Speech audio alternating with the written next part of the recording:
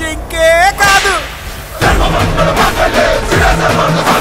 Watch our web series Constable Kanakam streaming now only on ETV Win app.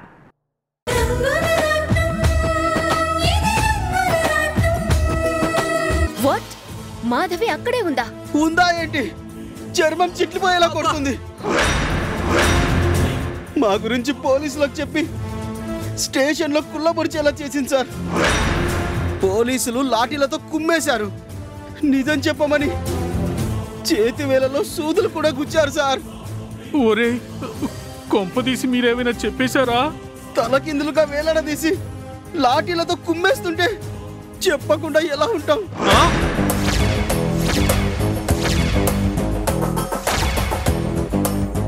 Idiots, ఏం చెప్పారా? జరిగిందే చెప్పాం, మీరు చేయమందే చెప్పాం. ఓర్ని అబ్బా, మొత్తం చెప్పేశారా? అబ్బా, మా కోటింగ్ పూర్తయింది. ఇక మీ వంతే సార్. నోరు పోయిరా. ఇంతకి మీరు ఎక్కడున్నారా? అది హలో హలో హలో హలో రేయ్ రేయ్,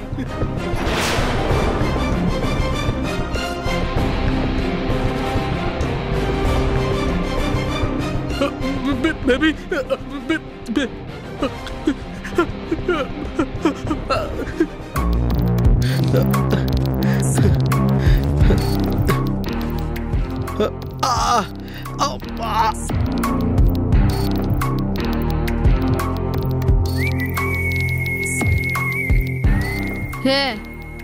ఈ కోటింగ్ చాలా, ఇంకా కావాలా?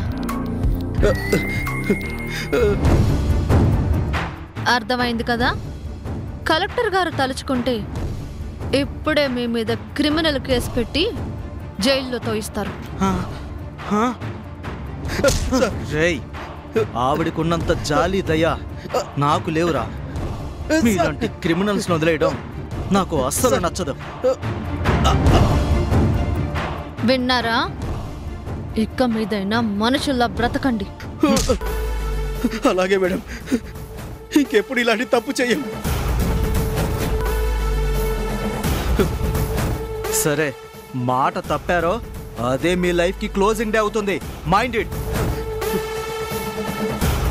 సార్, వీళ్ళని ఏం చేయమంటారు సార్? ఫినిష్.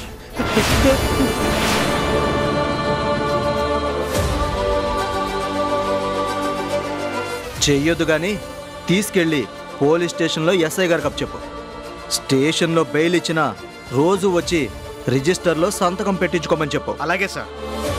దున్నపోతుల్లా ఉన్నారు, ఇక మీదైనా బుద్ధిగా బతకండి. పదండి సార్. లగండి రా. సార్,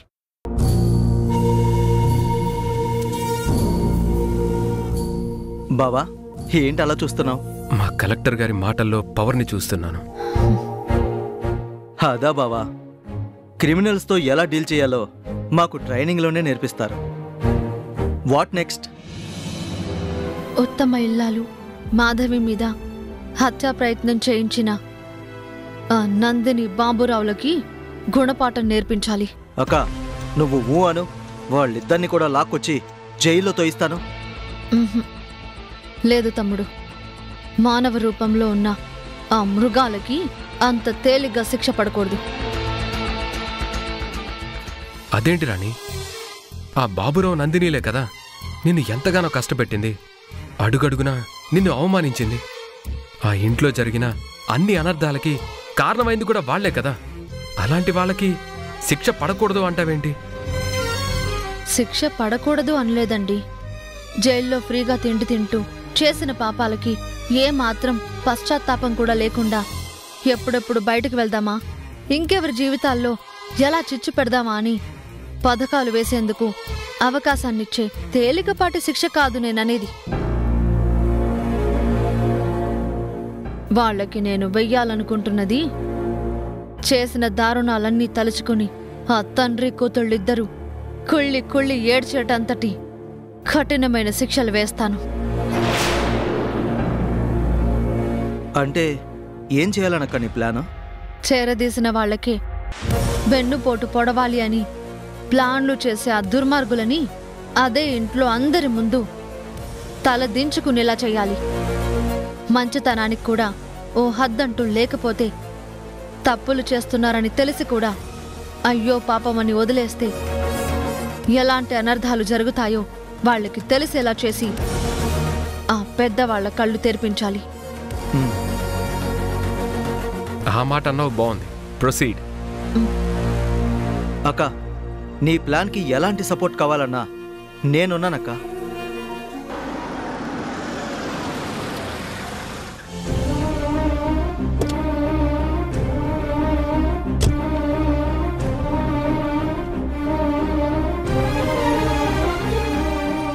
రాణి గారు, రాధా గారు, ఆ దేవుడి దయ వల్ల మీరిద్దరూ కలిశారు. ఇప్పుడు నాకు చాలా చాలా సంతోషంగా ఉంది. రాధా గారు, మీరు ఎవరో తెలియక ఏ విషయంలోనైనా నేను మిమ్మల్ని హర్ట్ చేసుంటే దయచేసి నన్ను క్షమించండి. అయ్యో హర్ష గారు, మీరలా అనొద్దు. మీరు చాలా మంచివారు, ఎంతో సహనం సంస్కారం కూడా ఉన్నవారు. మీ గురించి నేను కలలో కూడా తప్పుగా అనుకోనండి. భార్యకు తగ్గ భర్త, భర్తని మించిన భార్య. Really you both are made for each other. విన్నావా అక్క? హర్ష గారు కూడా సర్టిఫికెట్ ఇచ్చేశారు. గోపి గారు, ఇన్నాళ్ల తర్వాత మొదటిసారిగా రాణిగారి పెదాల మీద చిరునవ్వును చూశాను.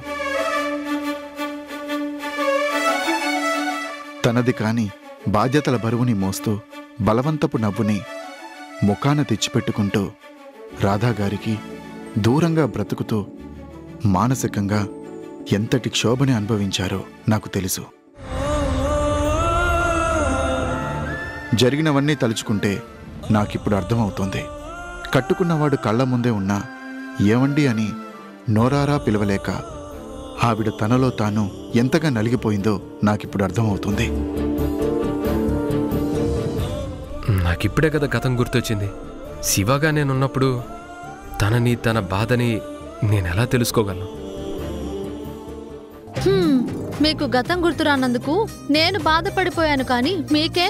శివగా తమరు సంతోషంగానే ఉన్నారు కదా, మళ్ళీని పెళ్లాడాలని పీటల మీద కూడా ఎక్కారు కదా. అబ్బా రాణి, అదంతా నాకు నువ్వెవరో తెలియనప్పుడు కదా. గతం గుర్తొచ్చాక గబాల్న నీ దగ్గరకు వచ్చేసానా లేదా? రాకపోతే నేనూరుకుంటానా? మండపంలో అందరి మధ్యలో నుంచి నా మొగుడిని నేను లాక్కొచ్చేదాన్ని కదా. రాణి గారు, థ్యాంక్ యూ వెరీ మచ్. అయ్యో అంత మాట అనకండి. ప్లీజ్, మీరేం చేశారో మీకు తెలుసు, ఎందుకు చేశారో నాకు తెలుసు. Thank you for everything. సరే, నాని ఎలా ఉన్నాడు? వాళ్ళ అమ్మతో హ్యాపీగా ఉన్నాడా? నానికి మళ్ళీ బ్రీతింగ్ ప్రాబ్లం మొదలైంది. మీరేమీ అనుకోకపోతే ఒక్కసారి ఇంటికి రాగలరా? అయ్యో ఎంత మాట! నా అజ్ఞాతవాసం ముగిసింది అన్నాను, కానీ నేను చేయాల్సిన డ్యూటీ ఇంకా పూర్తి కాలేదు. చెప్పాల్సిన వాళ్ళకి చెప్పాలి, హెచ్చరించాల్సిన వాళ్ళని హెచ్చరించాలి, అప్పగించాల్సిన వాళ్ళకి అప్పగించాలి. మీ ఇంటి నుంచి మా ఇంటికి అప్పుడే నా ప్రయాణం. పదండి, రండి.